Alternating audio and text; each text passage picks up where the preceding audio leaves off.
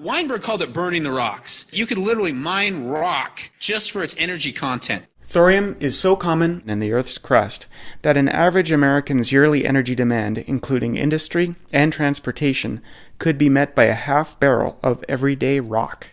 Dirt anywhere in the world worth many multiples of crude oil. But the key is to very efficiently convert thorium into energy. Prosperity depends strongly on energy for cooling, for heating, water purification, sewage processing, medicine, communications, for industry. All those things depend upon electric power.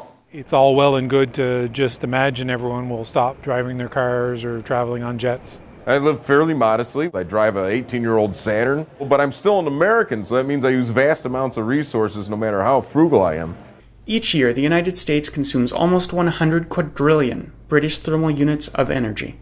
Per capita, that's the equivalent of burning 54 barrels of oil every year for every single American, or 12 tons of coal, or 5,300 cubic feet of natural gas to generate the same amount of energy.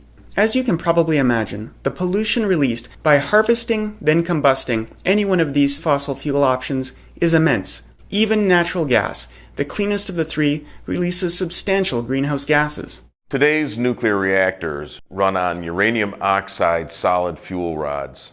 If we had more of today's reactors in operation, only 1 cup of uranium oxide would cover a typical American's yearly energy demand. But this is thrown in our face, possibly for good reason, too. What I'm working on is the dream that failed. Conventional nuclear power is essentially stagnated, particularly in the United States. Nuclear innovation stopped in the 1970s. There's another option, thorium, element 90 on the periodic table. It would only take 4 grams of thorium to meet an American's energy needs for a full year. That's 4 grams. Go out to Nevada and dig down about 12 feet, and in nice tractor-trailer containers, open the doors, and there's barrel after barrel of thorium nitrate, about 3,200 tons, which would provide about 2/3 of the planet's energy needs for a year. Thorium would never need to be mined, ever, if you simply took monazite waste streams that could answer the entire Western world's rare earth crisis. You would stockpile enough thorium to run the entire world on thorium reactors. The best way of getting thorium, frankly, is go down to the beach in Florida and just dig some sand. Thorium could serve as an essentially unlimited nuclear fuel. You could catalyze the burning of thorium indefinitely. The reactors we use today answer the question, how do we power a 1950s-era nuclear submarine? The USS Nautilus. So we basically have this sub-design put into shipping port for the first power generator, and we built 400 of those. The Navy program was optimized to the needs of the Navy. It actually wasn't very well optimized to the needs of power production. We're extracting about half of 1% of the energy that's in the uranium. You can imagine going to your boss saying, I developed a new system. Well, how efficient is it? It's less than 1%. Excuse me, what did you build?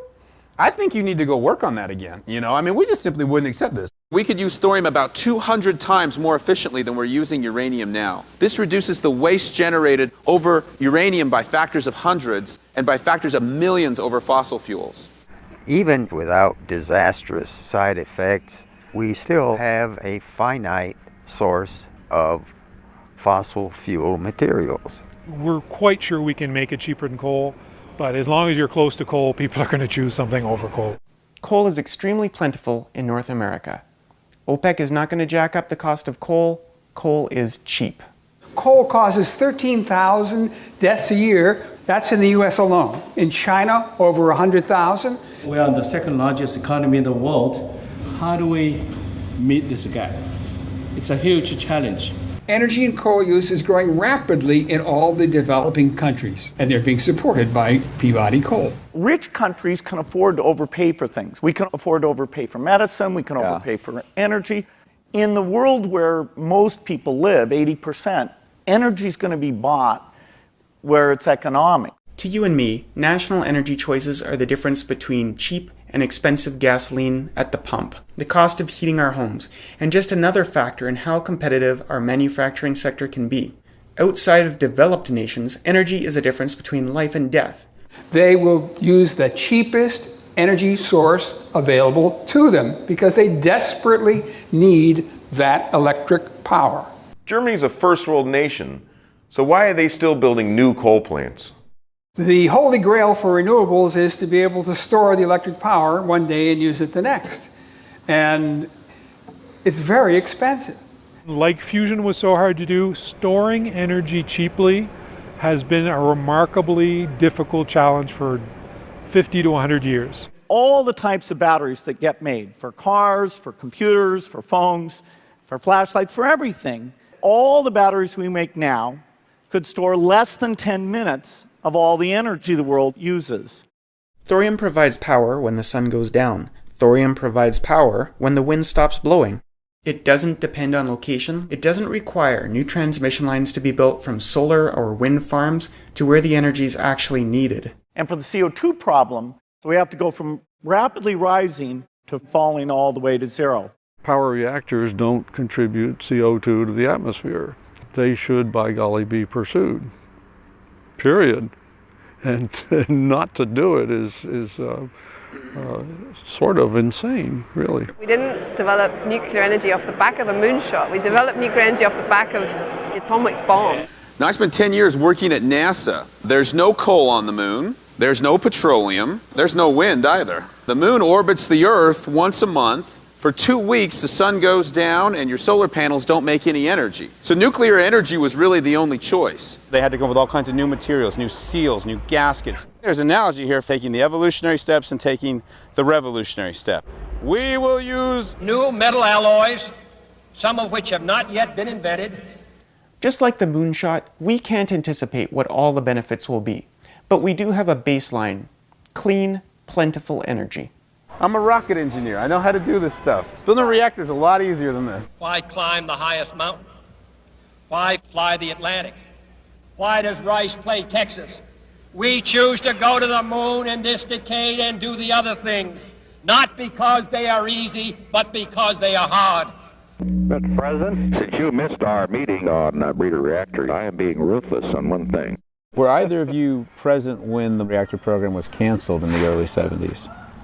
Yeah, we were still working there. Finalizing reports on the performance. How do you feel about the reactor now? Did exactly what we calculated it ought to do, and that's pretty satisfying. Thorium was sidelined due to a range of factors, including political. Any activities that we possibly can should be placed in Southern California. It's very hard to see the green line for the molten salt reactor technology, and then ultimately it was canceled. Put your hand on your desk, sweep it off onto the other side, and you're finished.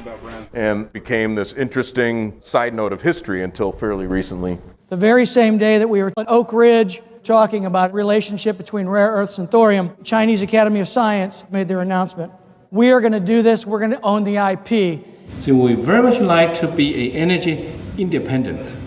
Hey, maybe you shouldn't keep giving away this information. If you want to do something about global warming, it would be a great thing if China built thorium-based reactors instead of coal plants. There are currently about 300 people working full-time on it.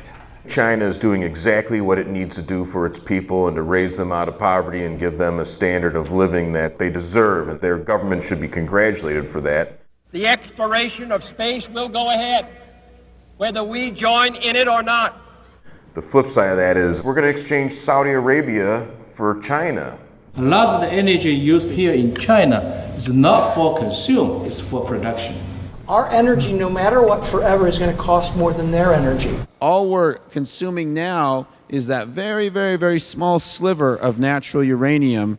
Uranium-235 is like silver and platinum. Can you imagine burning platinum for energy? And that's what we're doing with our nuclear energy sources today. We're burning this extremely rare stuff. And we're not burning the uranium-238 and the thorium. So I have a friend who's trying to start a rare earth mine in Missouri. Every known way to extract rare earths from their mineral concentrates, thorium just literally drops out like a rock and you have it. How much thorium do you think you'll be pulling up a year? I think about 5,000 tons. 5,000 tons of thorium would supply the planet with all of its energy for a year. The thorium is free, so it's going to be the most valuable commodity in the world with almost no value. And he goes, and there's like a zillion other places on Earth that are just like my mine. It's a nice mine, but it's not unique. It's not like this is the one place on Earth where this is found. Dig out rare earth metals to make your magnets for your wind turbines, you get a load of thorium. Without heavy rare earths, you're really not in the business of technology. When you use concentrated solar power, you use molten salts as the coolant. So there are synergies. Every time mankind has been able to access a new source of energy, it has led to profound societal implications. Human beings have had slaves for thousands and thousands of years. And when we learned how to make carbon our slave instead of other human beings, we started to learn how to be able to be civilized people. If you gave me only one wish, I can pick who's president, I can pick a vaccine, which is something I love, or having energy be a quarter as expensive and environmentally friendly, I'd pick the energy. Thorium has 1,000,000 times the energy density of a carbon-hydrogen bond. What could that mean for human civilization going out thousands, tens of thousands of years into the future? Because we're not going to run out of this stuff. Once we've learned how to use it at this kind of efficiency, we will never run out. It is simply too common.